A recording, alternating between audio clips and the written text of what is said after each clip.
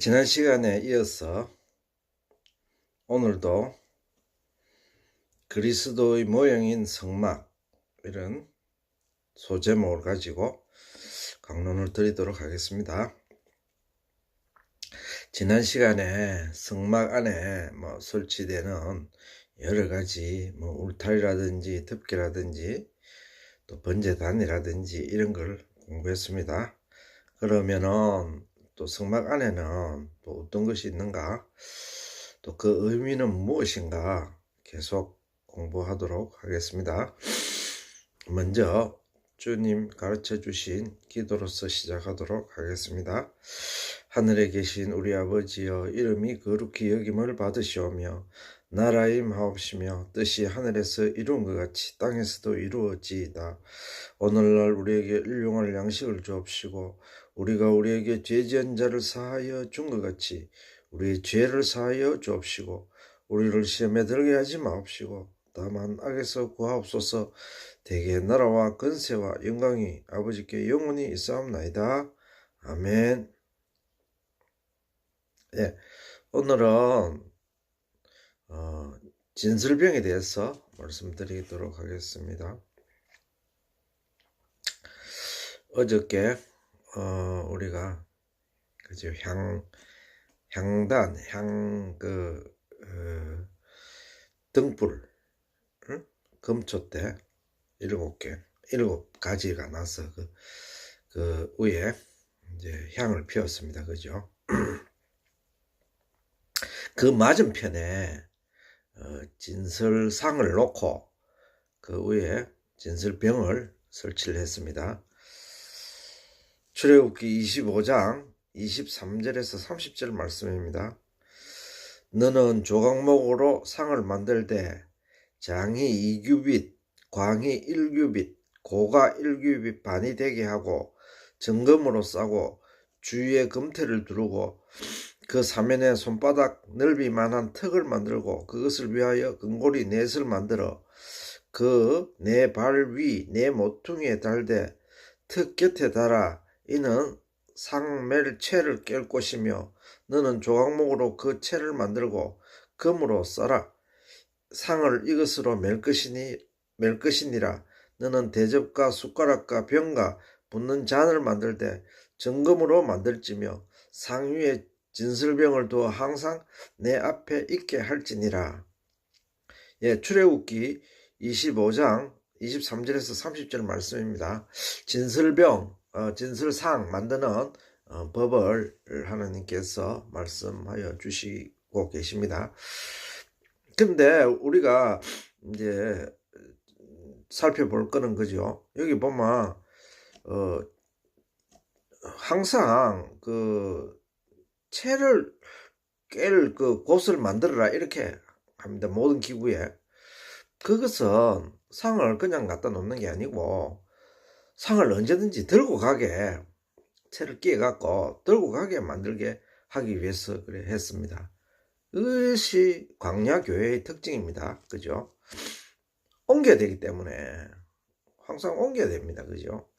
내중에 솔로몬 성전에서는 이런 것이 없어졌습니다. 왜 그러냐면 거기는 이제 정착해서 놔놓기 때문에 그렇습니다. 성막에 들어오면 오른쪽에 즉 북편 쪽으로 정금을 입힌 상 위에 떡 12덩이를 만들어 6개씩 두 줄로 놓았다. 레위기서 24장 6절 말씀입니다. 자, 남쪽에는 등대가 있고 북쪽에는 진설상이 있습니다. 그 상 위에 이스라엘 12지파를 상징하는 떡을 만들었습니다. 떡을 만들어 갖고 12개를 두 줄로 상으로 놨습니다. 근데 이 레위기서 24장 6절 말씀만 보면은 그 상 위에 떡을 6개씩 두 줄로 만들었다 이래 했는데, 놨다 이래 했는데, 그것을 펼쳐 놨는지 세워서 놨는지 그것은 이제 정확하게는 잘 모릅니다. 근데 우리가 이 진설병이라는 이거는 한자인데요. 왜 진설병이라 했는가 하니까 떡을 진은 전쟁할 때 진을 치는 그런 진자입니다. 그 진, 설은 펼친다는 설이고 병은 떡을 말합니다. 이게 다 한자어입니다. 그러니까 떡을 진치듯이 이렇게 펼쳤다 이렇게 해석할 수 있습니다. 그죠? 그러면은 이 상위의 떡을 앞 6개를 두 줄로 나눴다 하니까 앞에 6개, 뒤에 6개 이렇게 할 수도 해석할 수도 있고요. 지금 대부분의 이제 학자들이 이야기하듯이 그 위에 떡 위에 유향을 놨기 때문에 우리 왜 꼬치로 깨듯이 떡을 위로 6개씩 두 줄로 놨다 이렇게 대부분 그렇게 해석하고 있습니다.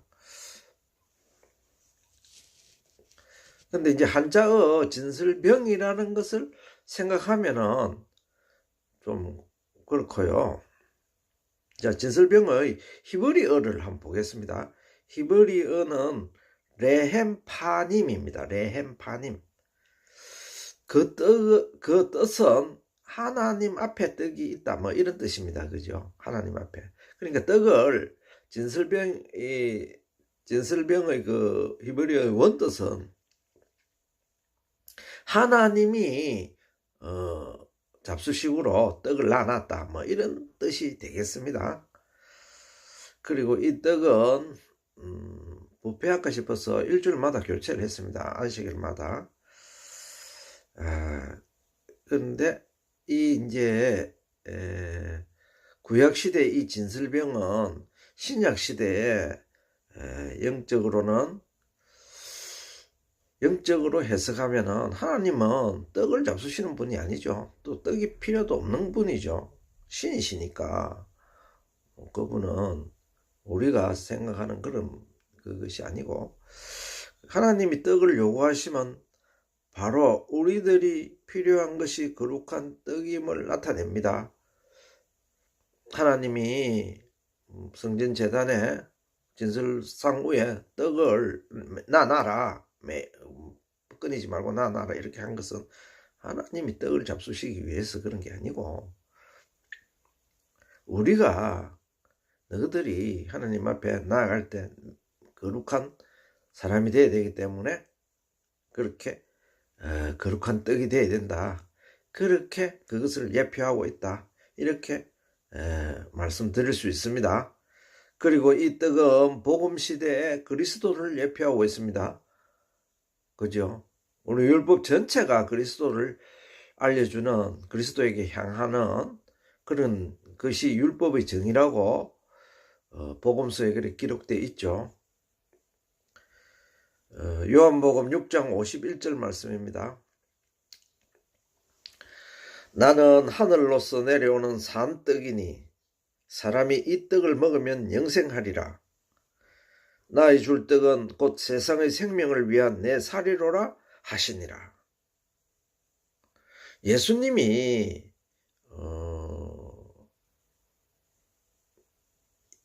이 문제 갖고 막 그 바리새인들이나 서기관들이 이해를 못해서 막 달라들었죠. 예수님한테. 근데 이제 예수님은 자기의 몸, 자기 살을 떡이다 이렇게 말씀했습니다. 그래서 이 떡을 내 살을 먹어라. 내 피를 받아 먹어라. 이렇게 말씀했습니다. 이것을 하면은 너가 영생을 할 것이다. 이렇게 말씀했습니다. 그래서 주님이 살아있는 떡, 산 떡이다. 라는 것을 나타내는 것이 진설상 위에 설치된 진설병입니다. 그 떡입니다. 그래서 영적인 해석은 그리스도께서 영원히 살아있는 떡이다. 그리고 우리는 그 떡을 먹어야 한다. 그것이 지금 이 율법을 읽으면서 우리가 영적인 해석을 그렇게 해야 옳은 해석입니다. 다음에는 향단이 설치되어 있습니다. 향단은 아시죠? 향을 피우는 단. 출애굽기 30장 1절에서 10절 말씀입니다. 너는 분향할 단을 만들지니 곧 조각목으로 만들되 장이 1규빗, 광이 1규빗으로 네모 반듯하게 하고 고는 2규빗으로 하며 그 뿔을 그것과 연하게 하고 단 상면과 전후 좌우면과 뿔을 정금으로 싸고 주위에 금태를 둘을 찌며 금태 아래 양편에 금고리 둘을 만들어 곧 그 양편에 만들지니 이는 단을 매는 채를 깰 것이며 그 채를 조각목으로 만들고 금으로 싸고 그 단을 정극의 위 속죄소 맞은편 곧 정극의 앞에 있는 장 앞 밖에 두라. 그 속죄소는 내가 너와 만날 것이며 아론이 아침마다 그 위에 향기로운 향을 사르되 등불을 정리할 때 살을 찌며 또 저녁 때 등불을 켤 때 살을 찌니 이 향은 너희가 대대로 여호와 앞에 끊지 못할지며 너희는 그 위에 다른 향을 사르지 말며 번제나 소제를 드리지 말며 전제의 술을 붓지 말며 아론이 1년 1차씩 이 향단 위에 뿔을 위하여 속죄하되 속죄의 피로 1년 1차씩 대대로 속죄할지니라.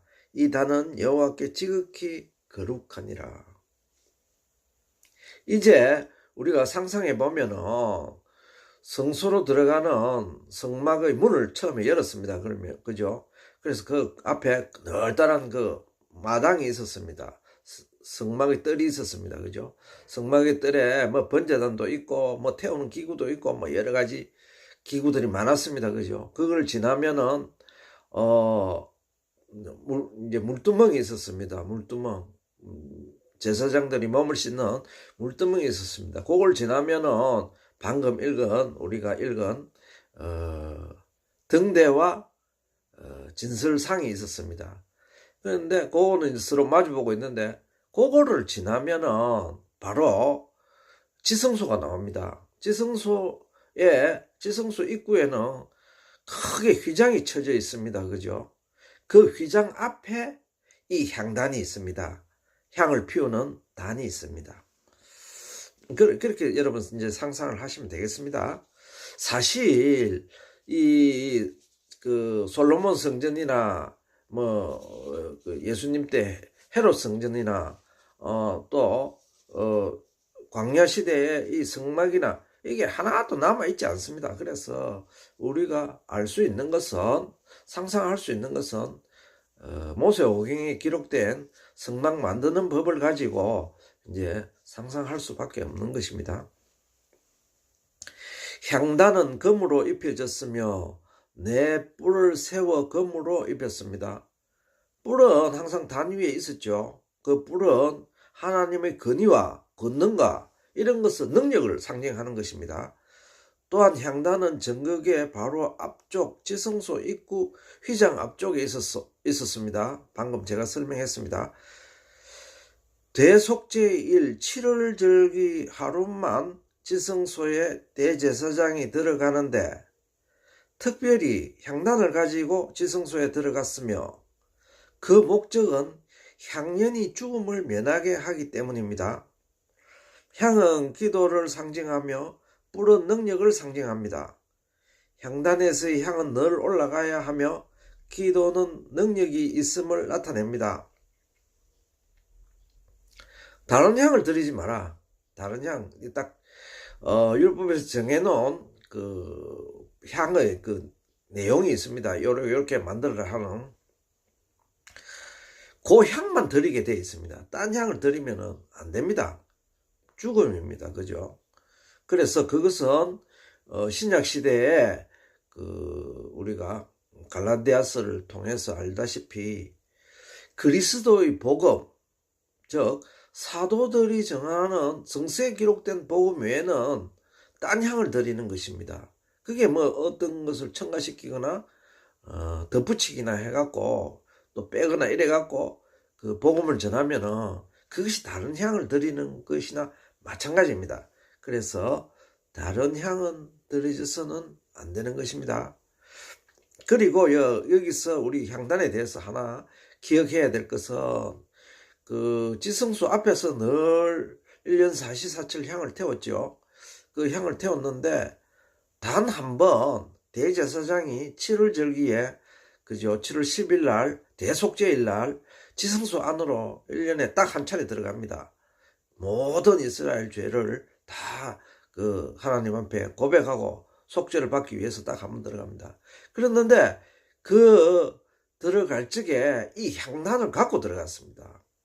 문제는 왜 그러나 하니까, 기록에 왜 그러나 하니까 지성소는 하나님이 임재하시는 곳입니다. 그 언약궤가 있는 그 속죄소는. 그런데 거기 사람이 아무도 들어갈 수 없습니다. 그랬는데 1년에 한 번 하나님이 들어가라 이래 했기 때문에 이제 들어가야 됩니다. 그죠? 들어가는데 아무나 들어가면 다 죽습니다. 그래서 그 대제사장도 마찬가지였습니다. 그래서 그 죽음을 면하는 방편으로 향단을 갖고 들어갔습니다. 그래서 향을 피웠습니다. 거기서 향을 피워서 향에서 연기가 날 거 아닙니까? 그죠? 그래서 하나님이 그 연기로 인해서 대제사장이 가리움을 받고, 그러니까 이제 현실적으로는 연기로 인해서 대제사장이 그 안에 들어왔는가 안 들어왔는가 모른다 이거죠. 하나님께서. 그래서 죽음을 면했다. 그렇게 되어 있습니다. 그래서 그 대속죄일 날 향단을 갖고 지성소에 들어갔습니다. 그것을 우리가 참고로 알아놔야 되겠습니다. 그 다음에는 이제 그 휘장을 열고 이제 앞 향단까지 다 하면은 이제 뜰에서 성소 안은 들어왔고 이제 마지막 남은 지성소가 있습니다. 지성소 앞에는 큰 휘장이 쳐져 있는데 그 휘장을 열고 들어가면은 하나님의 지성소가 나옵니다. 지성소는 하나님이 임재하시는 곳이니까 지극히 거룩하기 때문에 지성소라 했습니다. 지극히 거룩한 장소다 이래서 지성소라 했습니다. 지성소는 길이가 10규빗이며 성소가 총 30규빗이었죠. 그 중에 3분의 1, 맨 뒷부분을 지성소로 만들었습니다. 그 지성소 안에는 그럼 뭐가 있느냐? 지성소 안에는 언약궤와 속죄소가 있습니다. 언약궤는 곧 증거궤입니다. 증거궤 속에는 금 항아리가 있었습니다. 그 금 항아리 안에는 만나를 담았습니다. 또 아론의 그 궤 속에는 아론의 쌍난 지팡이가 들어있었습니다. 또 모세의 십계명 받은 두 돌판이 그 안에 있었습니다. 그것이 언약궤입니다. 그죠? 자, 그러면은 이제 지성소 안에서 제일 중요한 그러고 성막 안에서 제일 중요한 율법 중에서도 제일 중요한 증거궤와 속죄소에 대해서 우리가 공부해 보도록 하겠습니다. 출애굽기 25장 10절에서 12절 말씀을 봉독하도록 하겠습니다.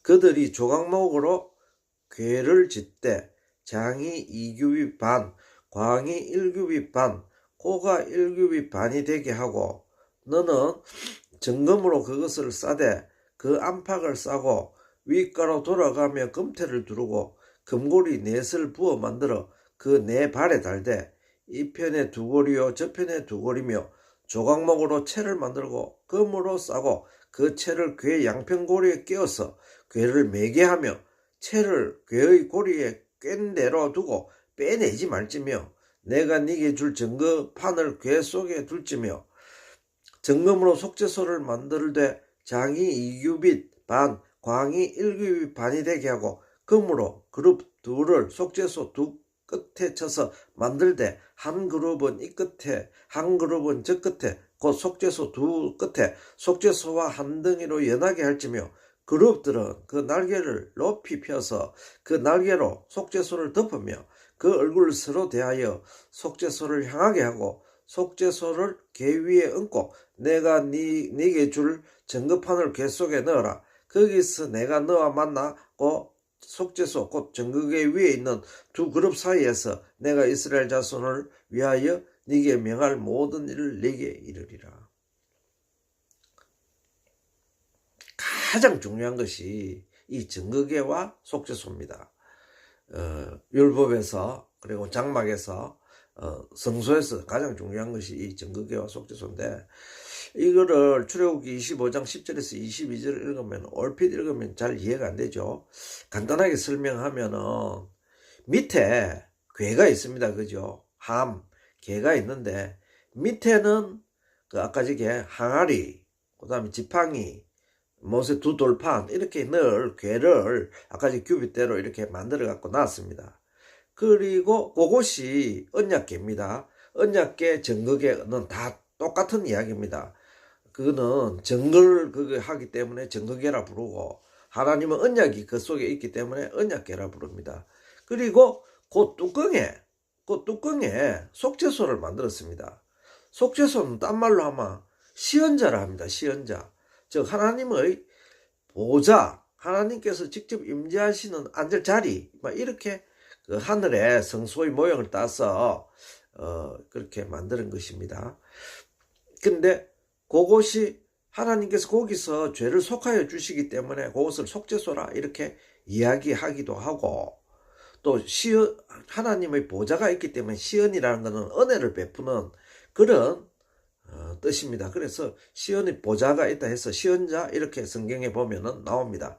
그래서 속죄소와 시언자는 같은 거구나 이렇게 이해하시면 되겠습니다.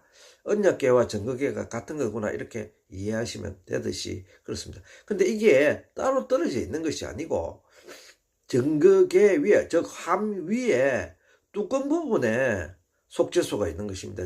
시언 보좌가 있는 것입니다. 그 시언 보좌는 방금 우리가 읽었듯이 두 그룹 천사가 날개를 아주 높이 쫙 펴입니다. 쫙 펴갖고 서로 반대 방향에서 마주보고, 보좌를 가운데 두고 마주보고 그 날개로 보좌를 덮었습니다. 그죠?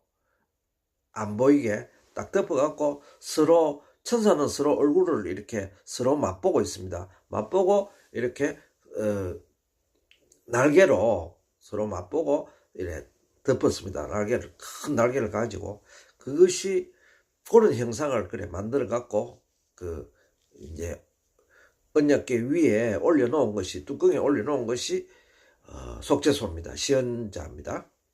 그러면 여러분이 이해가 가셨으리라고 믿습니다. 정거궤와 속죄소는 성막, 곧 성전의 핵심 요소입니다.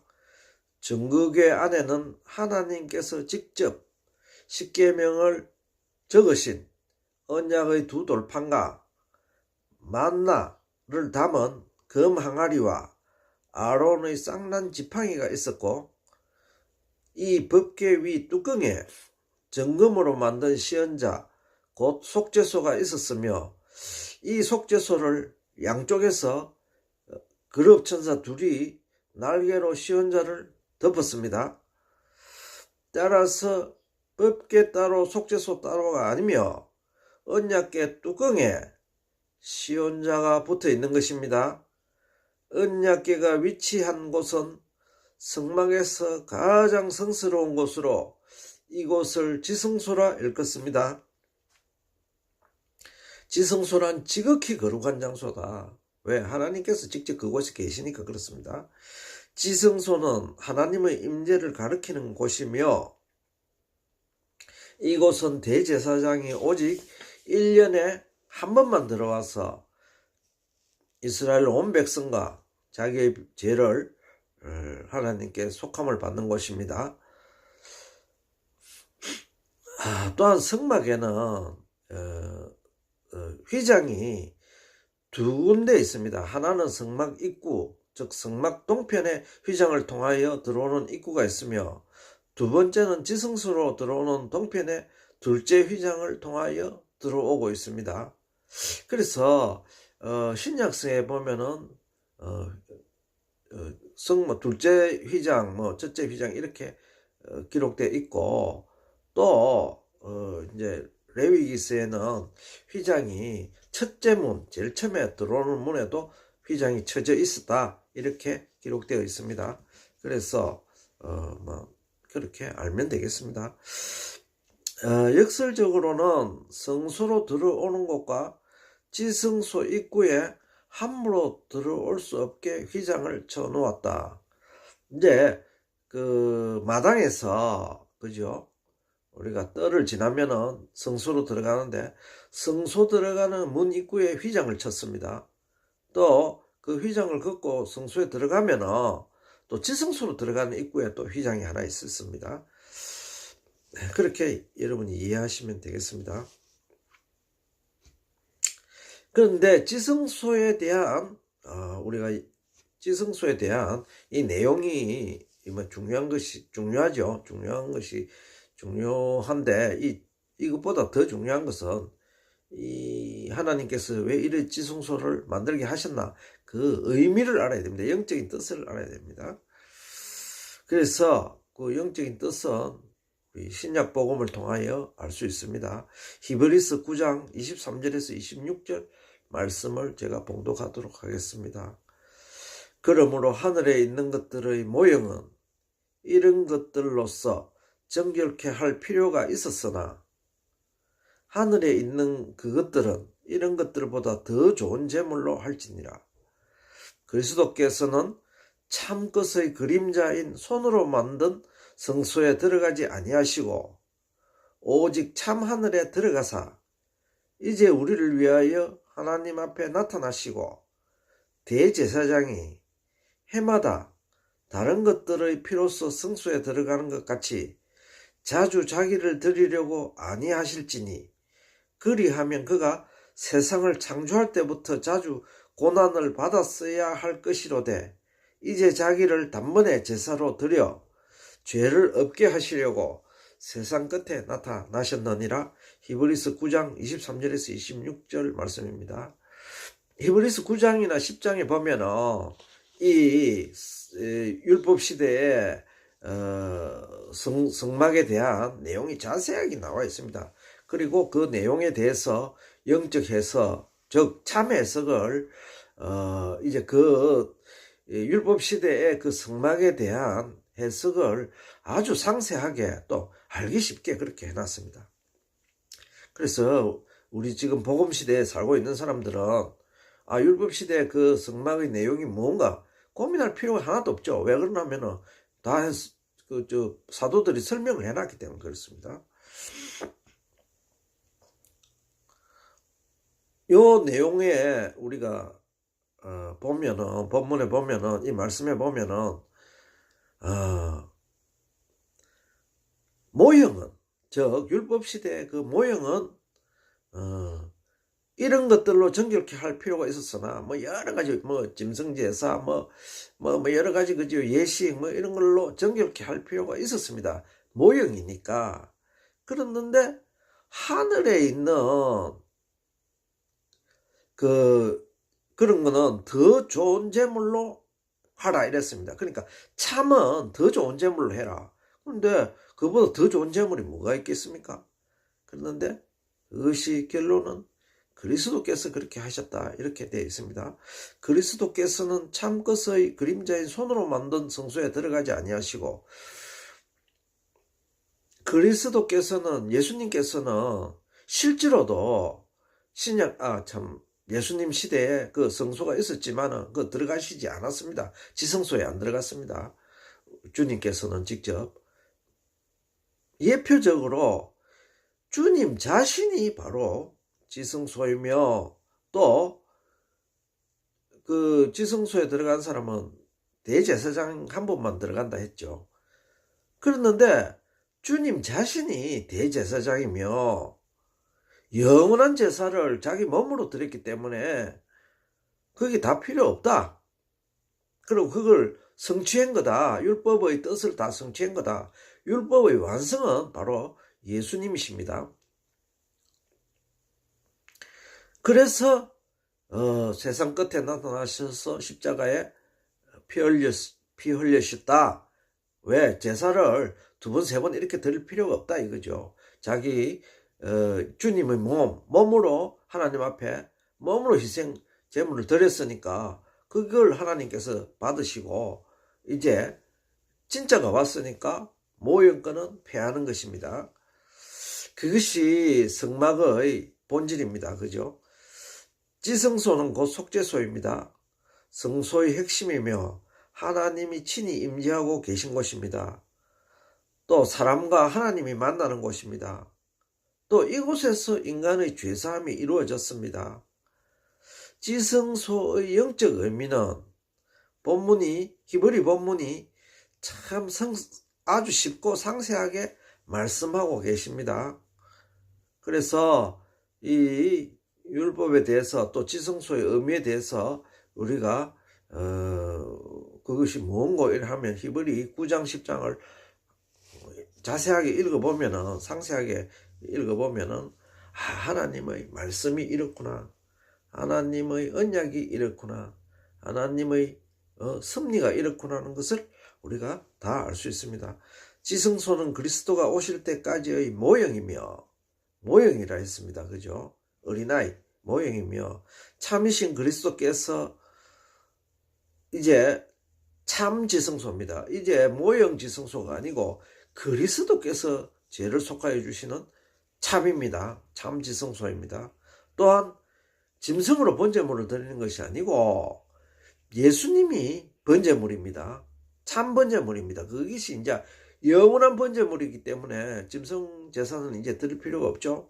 참 번제물이며 또한 참 대제사장이십니다. 그러니까 이제 신약 시대에는 제사장이 필요 없는 시대죠. 그죠? 그래서 참 대제사장이신 예수님만 믿고 예수님만 의지해 가고 예수님 앞에 우리 죄를 속함을 받는 것이 바로 신약 시대의 복음 시대의 참입니다. 이제 그림자, 우리가 모형 그림자 이것을 이제 보고 깨달아서 참을 알게 되는 것입니다. 그러면은 이 지성소에 대해서 우리가 영적인 의미는 이제 다 깨달았습니다. 그죠? 지성소는 지성소는 모형이며 그 지성소의 참이 그리스도이다. 이렇게 우리가 이해하면 되겠습니다. 그러면은 또 지성소 그 언약 궤속에 들은 세 가지 보물 있죠. 하나는 금 항아리 속에 만나가 들어있습니다. 그 만나에 대해서 우리가 한번 알아보도록 하겠습니다. 출애굽기 16장 33절 말씀입니다. 항아리를 가져다가 그 속에 만나 한 오멜을 담아 여호와 앞에 두어 너의 대대로 간수하라. 하나님께서 모세에게 그렇게 말씀하셨습니다. 우리 만나는 그죠? 다 알고 있습니다. 광야에서 이스라엘 백성이 먹고 산 식량입니다. 이제 광야에 들어갔는데 먹고 살 게 없었습니다. 거기는 쌀이 나옵니까? 밀이 나옵니까? 아무 광야에는 아무 풀도 없는 데입니다. 다 죽게 됐습니다. 그래서 그들이 아침에 자고 진 밖에 나와 보니까 그 광야들이 하얗게 되었습니다. 그래서 처음에는 서리가 왔나 이렇게 생각했습니다. 그죠? 광야는 저녁에는 참 춥습니다. 그래서 서리가 왔나 이래 보니까 그게 아니었습니다. 서리와도 같고 가시와도 같은 하얀 것이 그 광야를 덮고 있었습니다. 그래서 사람들이 모두 이게 생전 처음 보는 그것이었습니다. 그래서 이게 뭐고 다 이래 했습니다. 그것이 만나입니다. 히브리어로 만나. 우리가 이 만나 그죠? 단어 어원이 참 맛깔나죠. 만나 하니까 그런데 실제 어원은 이게 뭐냐 이런 뜻입니다. 만나가. 그럼 그 만나를 한 오멜을 가지고 항아리 속에 넣어놔라 이렇게 하나님이 그렇게 이제 기념으로 이제 그 뜻을 알기 위해서 그렇게 말씀을 해놨습니다. 한 오멜은 정확한 그 치수는 모르는데 한 4리터 정도 된다고 이렇게 학자들이 추정하고 있습니다. 풀 한 폭이 없는 광야에서 이스라엘 백성 200만 명은 가나안 땅에 들어가기 전까지 만나를 먹고 살았습니다. 만나는 땅에서 나온 식량이 아닙니다. 그죠? 매일 아침 하늘에서 내려오는 식량입니다. 또 만나의 특징은 그것은 하루만 유효가 가능한 식품입니다. 그러니까 그 유효기간은 당일입니다. 당일. 만나의 영적 의미는 예수님이십니다. 예수 그리스도이십니다. 만나. 그래서 그 영적 의미는 우리가 매일 만나를 먹어야 됩니다. 매일. 왜 그러나 하면은 주님께서 직접 만나임을 밝혀주셨습니다.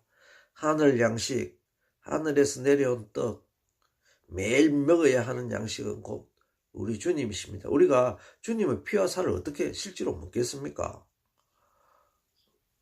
뭐 천주교에서는, 가톨릭에서는 그거 성찬식 하면서 그 떡을 떼고 포도주를 먹으면서 이게 진짜 주님의 살과 피다 이렇게 말씀한다고, 그 정확한 건 저는 모르겠습니다. 물론 뭐 신부님들이 그렇게 이해하겠습니까만은 그렇게 한다고 하지만 그 실질적으로는 주님의 피와 살이 아니죠. 이게 다 영적인 의미라 이런 뜻입니다. 그래서 항아리 속에 든 만나의 의미는 하늘에서 내려온 떡, 하늘 양식 이렇게 우리가 해석하면은 되겠습니다. 그 다음에 언약궤 속에는 아론의 쌍난 지팡이가 있었습니다. 우리가 아론의 쌍난 지팡이가 있었는데 여기 대해서 한번 알아보도록 하겠습니다. 민수기 17장 8절 말씀입니다. 모세가 증거의 장막에 들어가 본즉 레위 집을 위하여 낸 아론의 지팡이에 움이 돋고 순이 나고 꽃이 피어서 살구 열매가 열었더라. 각 지팡이가 있었는데 아론의 지팡이에서만 움이 돋고 순이 돋고 또 그것도 그래서 바로 하루 만에 살구 열매가 맺혔더라, 열렸더라 이렇게 기록되어 있습니다. 또한 민수기 17장 10절 말씀입니다. 여호와께서 또 모세에게 이르시되 아론의 지팡이는 정극의 앞으로 도로 가져다가 거기 간직하여 패역한 자에 대한 표징이 되게 하고 그들로 내게 대한 원망을 그치고 죽지 않게 할지니라. 아론의 지팡이를 보관하게 된 이유를 여기 말씀하셨습니다. 패역한 자에 대한 표징이 되라.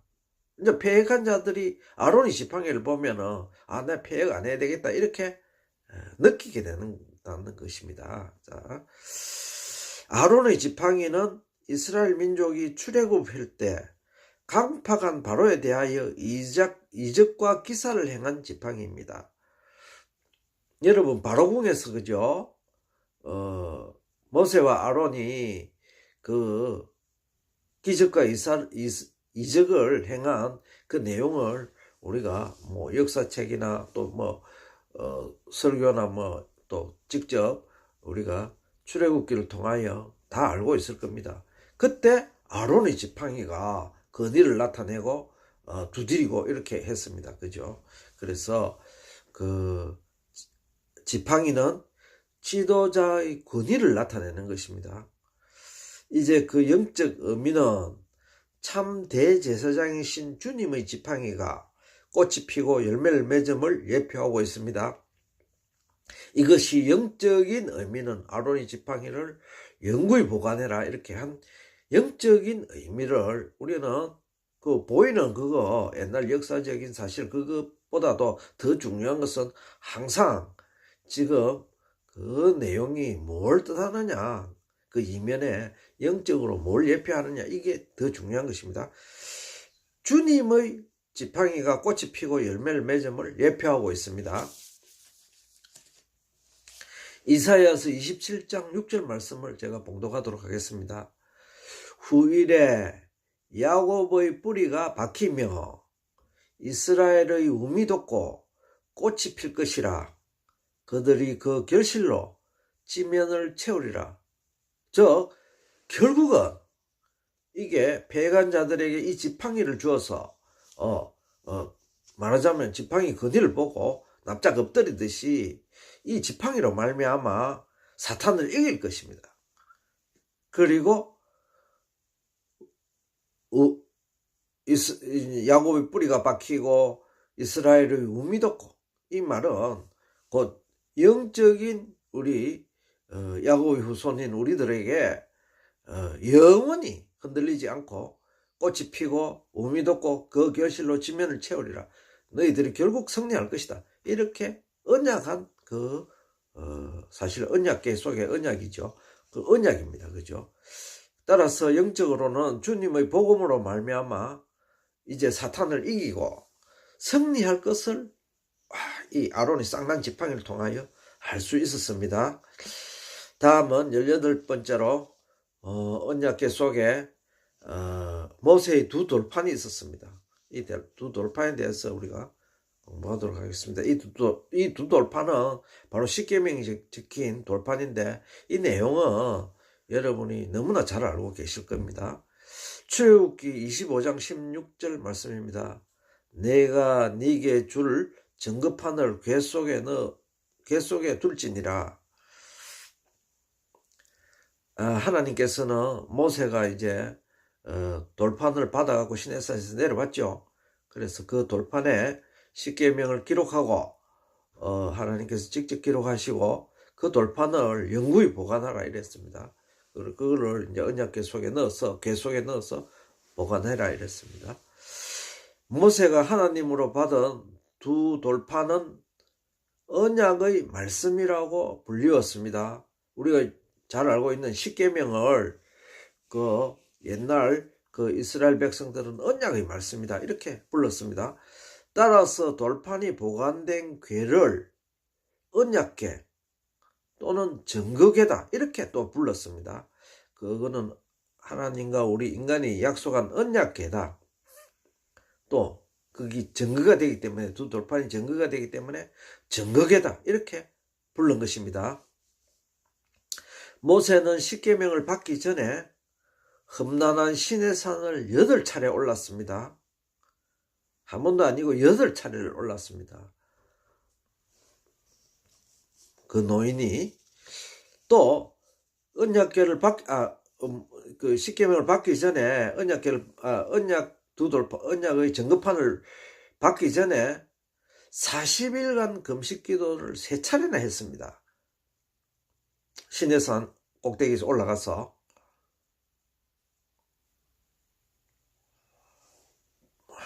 그러니까 우리가 모세의 고난, 모세의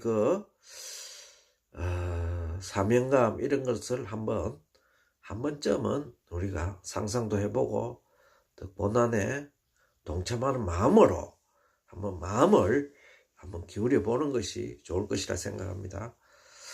사실 그리스도를 예표하는 모세의 두 어깨는 책임감과 사명감으로 너무도 무거웠습니다. 모든 이스라엘 백성을 자기가 출애굽시켜야 되겠고 또 가나안 땅까지 무사히 인도해야 되겠다는 그 두 어깨에 그 노인의 두 어깨에 그것이 다 자기한테 다 달려 있는 것입니다. 그 책임감과 의무감은 우리는 그죠? 상상이 안 가는 거죠.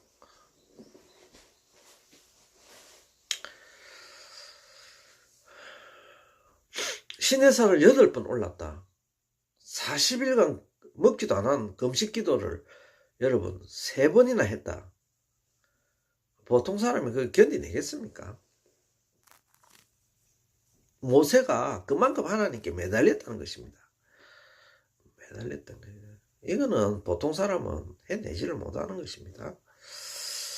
이스라엘 민족의 출애굽의 고난은 아무도 모르며 아무도 그를 도와줄 사람도 없었으며 오직 모세만이 진 십자가였습니다.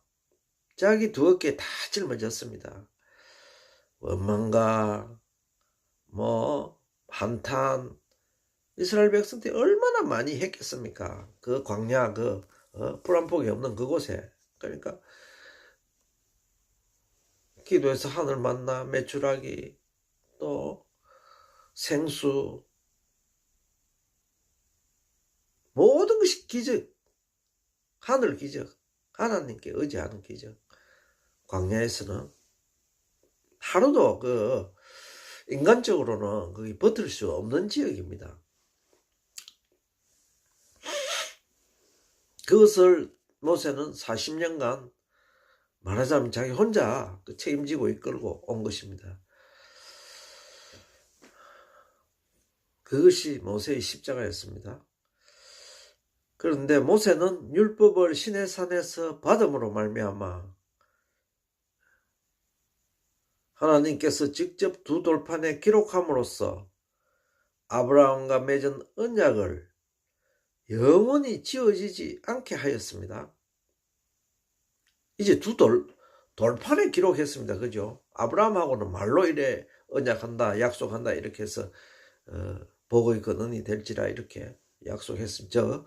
이스라엘 민족을 통하여 아브라함 씨를 통하여 야곱을 통하여 이스라엘 12지파를 통하여 메시아가 올 것이라는 그런 약속을 해 주셨습니다.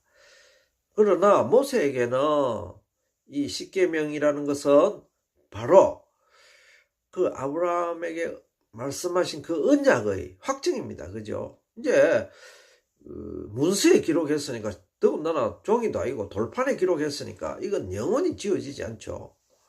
그것을 이제 모세가 받았습니다. 그렇죠? 그래서 모세의 이 두 돌판 증거판은 이걸로 말미암아 모세의 사명은 사실상 영적으로는 다 끝났다고 할 수 있습니다. 하나님이 그렇게 확정해 주셨으니까. 물론 자기가 이 이스라엘 백성을 실질적으로는 가나안 땅에 데리고 가는 것이 자기 사명이지만은 영적으로는 이 언약판에 하나님께서 직접 기록해 주심으로써 증거판을 남겨주심으로써 이거는 영원히 변치 않는 그런 거죠. 그래서 이스라엘 백성을 통하여 주님께서 오신다는 그 놀라운 구속사입니다. 두 돌판에 새겨진 십계명은 율법 전부를 포함하고 있습니다. 그 계명은 10가지지만은 그 내면에는 그 속에 다 들어있다 이 말이죠. 모세가 받은 언약의 말씀의 영적 의미는 무엇이겠습니까? 모세가 받은 영적인 의미는 예레미야서 31장 31절에서 33절 말씀을 제가 봉독하도록 하겠습니다. 나 여호와가 이르노라. 보라, 날이 이르리니 내가 이스라엘 집과 유다 집에 새 언약을 세우리라. 나 여호와가 말하노라. 이 언약은 내가 그들의 열조의 손을 잡고 애굽 땅에서 인도하여 내던 날에 세운 것과 같이 아니할 것은 중약하고 그날 후에 내가 이스라엘 집에 세울 언약은 이러하니 곧 내가 나의 법을 그들의 속에 두며 그 마음에 기록하여 나는 그들의 하나님이 되고 그들은 내 백성이 될 것이라. 자, 이것이 그 언약의 두 돌판의 영적 의미입니다. 그죠? 우리가 모세의 율법은 그림자를 했죠. 참 모형이 아니다 했죠. 항상 우리가 그 답은 벌써 미리 알고 있습니다. 그죠? 그 해석을. 그래서 지금 예레미야서 31장 31절에 33절 본문 말씀을 보니까 내가 새 언약을 세우겠다. 옛날 모세와 세운 그 인도의 날에 세운 언약, 즉 모세의 두 돌판에 새긴 그 언약과 같지 않다. 그것을 보고 우리가 제사를 지내고 그렇게 뭐 하나님 앞에 그래 했지만은 이제 새 언약을 세우는데 두 돌판에 새기는 것이 아니고 너 그 마음판에 새기라. 너 그 마음판에 새겨주겠다. 이렇게 말씀했습니다. 그 새 언약이 뭡니까? 바로 우리가 다 알다시피 예수님이십니다. 그죠? 이제 예수님이 우리 마음속에 들어옴으로써 우리가 믿음으로써 새 언약이 우리 마음 신비에 새겨진 것입니다. 그것이 이 두 돌판의 언약계 증거계의 그 영적인 해석이 되겠습니다. 이제 주님께서 언약의 주인이자 말씀의 주인이며 주님이 속죄소이며 주님이 언약궤이며 주님이 시온 보좌임을 예표하고 있습니다. 그러니까 언약궤, 우리가 시온 지성소, 이 내용이 다 예수 그리스도를 예표하고 있구나, 이렇게 생각하면은 하나도 틀린 것이 없습니다. 그래서 지금 이제 성막의 중요한 내용은 다 공부했습니다. 그죠? 지성소까지 앞에서 입구에서 들어가고 쭉 올라가면서 지성소, 이제 마지막 하나님 시온 보좌까지 우리가 하나님 뵀습니다. 그죠? 그래서 이제 이것으로서 끝나고, 또 이제 잠깐 이제 부연해서 말씀드릴 것은, 이것 말고 우리가 조금 알아야 될 것을 우리가 하나씩 이제 간단하게 우리가 짚고 넘어가도록 하겠습니다. 처음 들어가면 성막에 뜰이 있었죠. 성막의 뜰은 지성소와 성소에는 대제사장과 제사장만이 들어갈 수 있었습니다. 지성소는 대제사장, 성소에는 제사장들만 들어갈 수 있었습니다. 그러나 성막의 뜰에는 이스라엘 백성 누구나 들어갈 수 있습니다. 그래서 그 성막의 뜰에 있는 번제단에서 희생의 제사를 드렸습니다. 그래서 이 성막이라는 것은, 하나님의 성소는 이스라엘 백성이면 누구나 다 들어갈 수 있는 곳입니다. 그리고 그 성막의 가장 중요한 핵심 요인인 제사장들에 대해서 잠깐 언급하겠습니다. 성막 안의 제사는 오직 레위 지파고 제사장만이 할 수 있습니다. 아무나 할 수 있는 것이 아닙니다. 또 제사장은 하나님께 기름 부음을 받은 자입니다. 우리가 위임식 전번에 그 위임제에 대해서 우리가 공부했죠. 위임제는 제사장들에게 드리는 그런 제사장 위임입니다. 기름 부음 받은 자로 하나님과 백성들의 중보자로서 백성을 하나님께 구하고 제사를 드렸습니다. 이거는 우리가 익히 다 알고 있습니다. 이는 또한 장차 우리들의 중보로 오실 그리스도를 예표하고 있습니다. 그렇죠. 예수님께서 대제사장이 되셨다고, 하늘 대제사장이 되셔서 지금도 하늘 보좌에서 우리들을 위하여 중보 기도를 하고 있다, 이렇게 말씀하고 계십니다. 그 다음에 제사장의 옷을 잠깐 보도록 하겠습니다. 제사장의 옷은 거룩한 옷으로 청색, 자색, 홍색 실과 가늘게 꼰 배실로 만들었습니다. 또 이 예복은 에봇, 띠, 겉옷, 반포 속옷, 관, 성패, 흉패 등 7가지로 제사장의 옷이 구성되고 있습니다. 그 중에서도 우리가 흉패에 대해서 잠깐 공부해 보도록 하겠습니다. 흉패는 가슴에 달았기 때문에 흉패를 합니다. 이 가슴을 한자어로 흉이라 합니다. 그죠? 이 흉패는 정금으로 만들고 그 흉패에다가 패 속에 여호와께 성결이라는 말씀을 이렇게 기록해갖고 새기고 이래 달아서 명찰처럼 이래 달고 다녔습니다. 우리들의 가슴은 우리 주님처럼 항상 하나님께 성결이라는 말씀 속에 있습니다. 또한 이 흉패 속에 우림과 둔빔을 두어 판결을 하나님 앞에서 행했습니다. 우림과 둔빔은 제사장들이 주머니 속에 엮고 다니는 어떤 조그만 물건입니다. 정확하게는 그게 뭐 어찌 생기는가는 모르겠습니다. 그것으로서 예언도 하고 점도 치고 그런 걸 했습니다.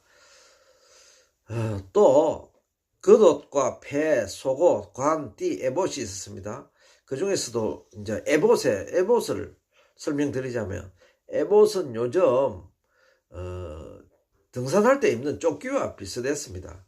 조끼와 비슷한 것을 에봇이다. 그러니까 제사장들이 에봇을 걸쳤습니다. 그러니까 조끼를 걸쳤다, 이렇게 생각하시면 되겠습니다. 그러니까 이제 조끼 앞에 여러 가지 달았죠. 흉패 쭉쭉 달고 그렇게 했습니다. 그렇게 상상하시면 되겠습니다. 또 속옷도 중요한데요. 제사장들은 반드시 속옷을 입어야 합니다. 옛날에 이스라엘 백성은 통옷을 입었습니다. 그죠? 예수님 시대에도 그렇고. 그러니까 옛날에는 이래 뭐 요즘 이야기하는 빤스 뭐 이런 게 없었습니다. 그죠? 지금 뭐 동양이고 서양이고 간에 통옷을 입고 바로 뭐 대소변 보고 뭐 그렇게 했습니다. 그랬는데 제사장은 속옷을 입어야 했습니다. 그 무명 속옷. 그것은 우리가 전에 앞 시간에 다 공부했습니다. 그죠? 창세기 때 아담과 하와 때 그 하나님께 제사를 드릴 때는 그 하체를 하나님 앞에 드러내지 않기 위해서 속옷을 반드시 입어라 이렇게 말씀을 했습니다. 그러고 다음은 제사장의 직분 위임에 대해서 간단히 설명하겠습니다. 제사 직분의 임명은 먼저 희생 제물을 제사장 자신을 위하여 드리고 예복을 입고 머리에 관을 씌우고 성패를 더한 뒤에 머리에 관유를 부어 제사장 직분을 위임했습니다. 그리고 또 뭐 귤에 매일 드리는 제물, 생명의 속전, 관유와 향에 대해서 우리가 다 말할 수는 없습니다. 또 다 알 수도 없고요. 이 율법의 범위가 너무나 엄청나기 때문에 이걸 뭐 하나하나 연구해갖고 다 하려면은 1년 365일 안 걸리겠습니까? 그거 또 다 알아야 되겠지만 다 알 필요도 없는 것입니다. 이제 장막, 성막을 이제 마치면서 간단하게 구약시대의 장막법을 요약하면 신약시대 그리스도께서 이미 성취하신 성전의 예표입니다. 구약시대의 성막은 신약시대의 그리스도의 몸이었습니다. 우리의 몸을 하나님이 거하실 성막으로 세워가며 그 안에는 하나님의 약속인 언약궤를 모시고 은혜의 보좌인 시온자를 모시며 생명의 떡이신 그리스도의 몸을 항상 먹으면서 세상에 불을 비추는 등대를 세우고 그 등잔에는 꺼지지 않는 기름으로 불을 켜야 합니다.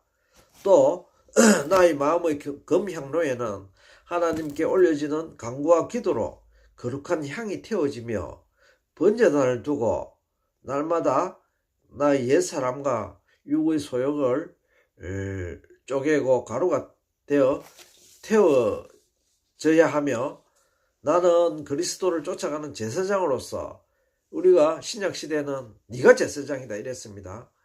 우리 한 사람 한 사람이 다 하나님 앞에 직접 제사를 드리는 영적 제사를 자기 몸으로 드리는 제사장입니다.